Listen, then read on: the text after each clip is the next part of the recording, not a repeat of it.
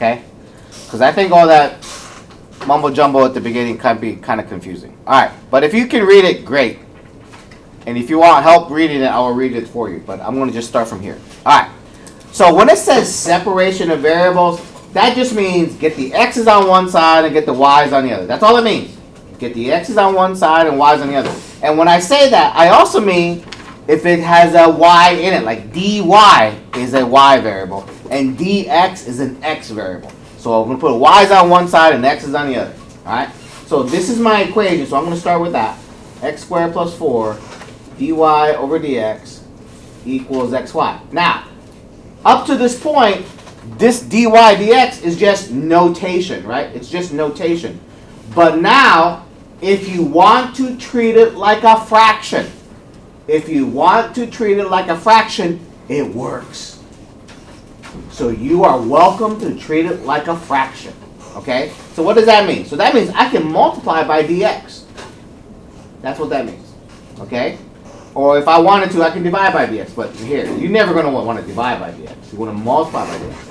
All right, so first thing I want to do, now, whenever you do all this kind of stuff, it's usually some kind of division or multiplication, okay? It's rarely going to be addition or subtraction where you can move the variable, okay? So it's mostly going to be division or multiplication. So the dx, move it to the right, I'm going to have to multiply by it. So it's x squared plus 4 dy equals xy dx. Okay? So now I have x dx on this side and a y. So the y is on the wrong side. I have x squared plus 4 on the left. That's on the wrong side. So I'm going to move the x squared plus 4. So let's move one at a time. Let's move the y over first. So if I move the y over, I'm going to divide by it. So I got x squared plus 4 dy over y equals x dx. Now I'm going to move the x squared plus 4 over by dividing by it. So I got dy over y equals x over x squared plus 4 dx. So I divided by the x squared plus 4. We can do that problem like what was in there, right? Exactly. In fact, these problems you should be able to do. There are no more new integration techniques. This is solving a differential equation. There are no new differential equations. I'm sorry, there are no new integration techniques. These are all just topics. Okay? So you should be able to integrate all the problems I give you, unless I gave you one by mistake. Okay? So I'm going to rewrite this. And remember, because you're trying to solve a differential equation, you're going to integrate. So you're going to take the integral of both sides. Okay? So now, so this is 1 over y dy equals, and I'm just copying that as is. However, I want to do the pattern recognition thing. What's the derivative of x squared plus 4? X. Try again. 2x. 2x. So I'm going to put the 2 over here and compensate for that 2 with the 1/2.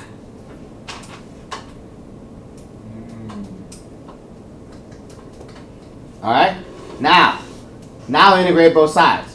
1 over y dy is natural log of the absolute value of y. Over here, it's 1/2 natural log of absolute value of x squared plus 4 plus c. And that c is going to get really annoying in this problem. Usually c is not an issue, but whenever you have a function on the left side, just something beyond y, that c is going to turn out to be weird. Okay, you'll see that in a minute. So, you are asked, it says find a particular solution determined by the initial condition y equals 2 and x equals -3. Now, you could solve it now, but it's better to keep going. Get this in terms of just y. So how do I get rid of that natural log? You put it to the e. You put it to the e. So I'm going to take e to both sides, and that's what I have so far. And I am out of space. Are you multiplying by e or raising it to the? Raising it to the e. Isn't that what you said? Yeah, I know, but it looks like weird because you just wrote it underneath. Right. It's e to the l and y. E to the that big mess. Okay. Bless you. Did you not do the like it the other way around, like l and y to the e? I No. thought this was. This couldn't be any more interesting. All right. Okay, I'm going to copy this to the other side of my paper and keep going. So what I have is e to the natural log of the absolute value of y equals e to the 1/2 natural log of absolute value of x squared plus what? 1? 4. 4 The Allen sheet cancel? plus c. Well, there's a half in the way. Okay, so on the left side, yes, that cancels. So it's absolute value of y. Okay? And then here, I have to do some cleaning up first. Now, what kind of number is x squared plus 4? Ignoring the absolute values for a minute. What kind of number is x squared plus 4? I know. What kind of number is it? Positive. Positive. It's always positive. So I don't really need the absolute value because it's always positive. Now, remember, whenever I have a coefficient, I can rewrite that as an exponent. And what kind of a thing is an exponent of 1/2? Square root. So I'm going to write natural log of the square root of x squared plus 4 plus c. And that plus c is still outside of the natural log. Alright? Now there's something else weird going on. So I forgot about it. Alright, so I'm going to rewrite this. And you tell me if you understand how I rewrote it. You have e to the c. Yes. Because it's multiplication. Because it's multiplication. If it's addition in the exponent, it's multiplication in the base. Now, what is c? It's some constant. Good question. What is e to the c? It's some constant. So, I'm going to just say c e to the natural log of square root of x squared plus 4. Oh. You with me? Yes. No. Okay, so that e to the c, I just rewrote that as c. So it doesn't matter that c would be two different numbers? Correct. Because I have not decided on what c is, it doesn't matter what form the c is. Because you couldn't do that with like x. Correct. You couldn't do that with an x.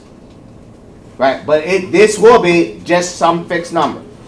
Okay, now the e and the ln cancel each other. And see this absolute value? I'm going to drop it now.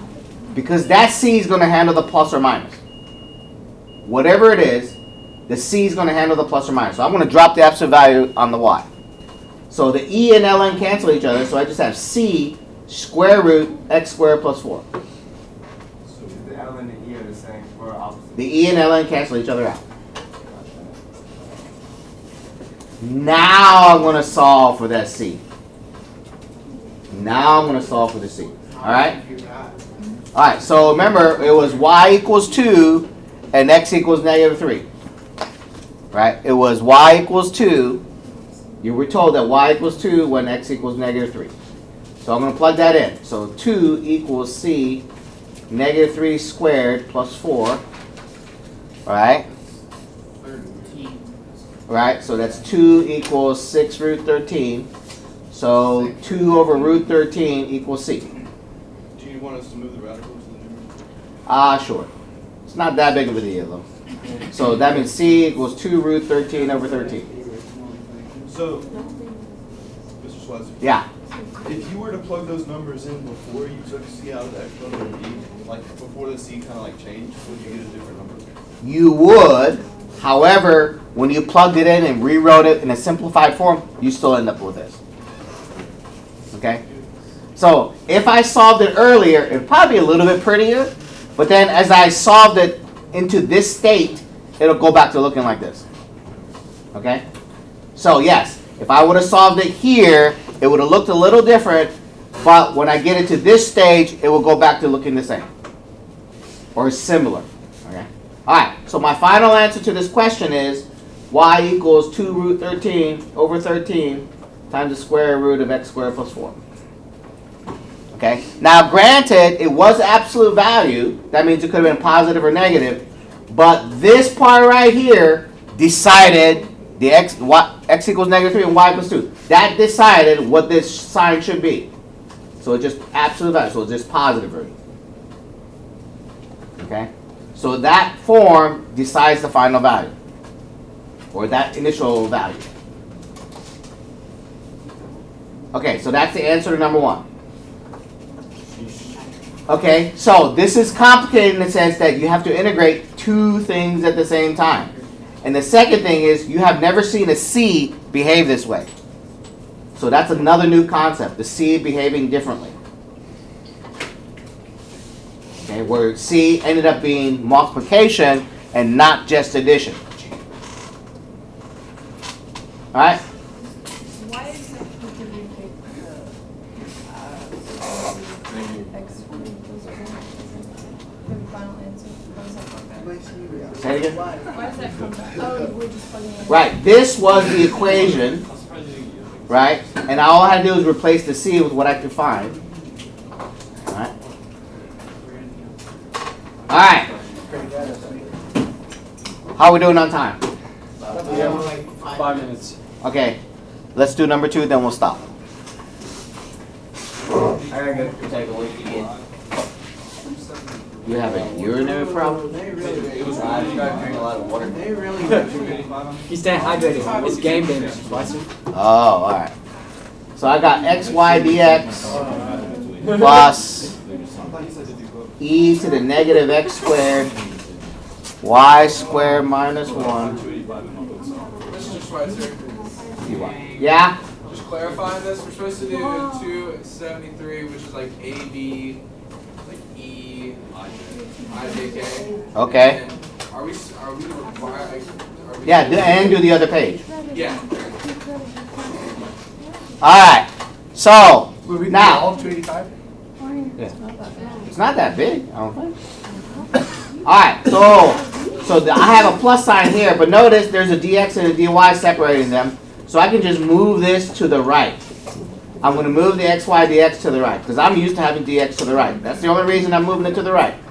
So when I move it to the right, I'm getting this. So e to the negative x squared, y squared minus 1, dy equals negative xy dx. No. Now, I divide, so now I'm going to get rid of the y from the right and the e to the negative x squared from the left. So that becomes y squared minus 1 over y dy equals negative x e to the positive x squared dx. Do you understand what I just did? Kind of. Can I stay there and dare to take that test? Why is it not over? Third? The one you lost? You took the y from the right. I lost it. Yeah, I understand that, but why is it e to the x squared now? Like, why is it not divided by x? Okay, if I divide by negative x squared, I can rewrite it in the numerator as e to the positive x. Oh, okay, gotcha. Alright? Okay? Gotcha. Now I'm going to integrate. Although I probably should clean up the algebra first. So I'm going to clean up this algebra. So that's going to be integral of y minus 1 over y dy equals, well, that the right side doesn't need cleaning up, except I don't need that negative sign. I need a 2 in front of the x. Why do I need that 2? Why do I need this 2? It's like x to like x Right, derivative of x squared is 2x. That's why I need that 2. The derivative of x squared is 2x. So that's why I need that 2. And then to compensate for that 2, I have a 1/2. Now integrate both sides. So this will be 1/2 y squared minus natural log of y equals negative 1/2 e to the x squared plus c.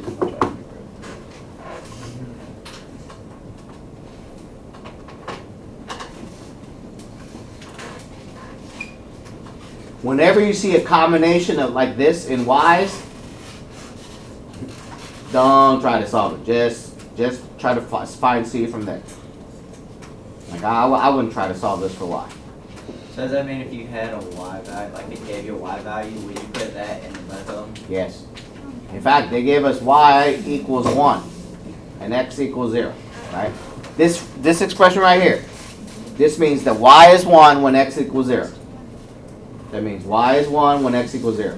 So I'm going to plug in the 1 for y, so it'll be 1/2 1 squared minus natural log of 1 equals negative 1/2 e to the 0 plus c.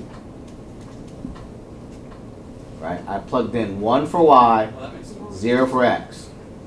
So that's 1/2 equals negative 1/2 plus c. So what's C? 0, Try again. 1, 1. So C is 1. that's right. Alright, so C equals 1. So let's write my equation. 1/2 y squared minus natural log of y equals negative 1/2 e to the x squared plus 1. Can I ask what the using raised to? Is that you did the zero? Yes. Okay.